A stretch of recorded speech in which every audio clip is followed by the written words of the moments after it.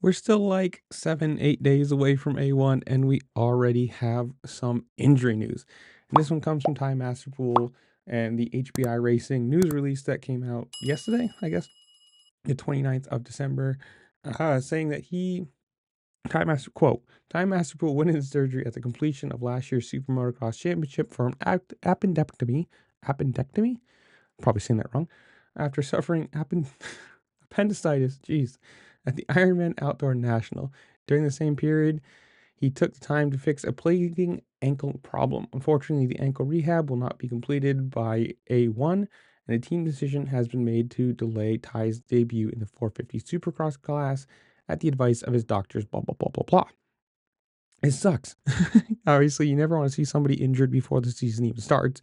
You never want to see somebody injured and then coming in, who knows, 2, 3, 4 weeks late, because this basically means your debut year is a waste. I mean, obviously, you're going to get some experience, you're going to get some, bike time in the 450 class against the bigger guys, but it just sucks.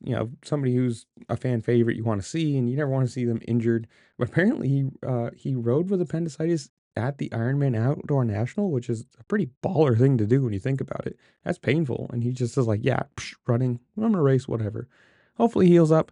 Hopefully, everything's fine. We see him in a few weeks, and it's no big deal. But in comments below, you guys tell me, who do you think is going to win A1 for the 250 and obviously the 450 class?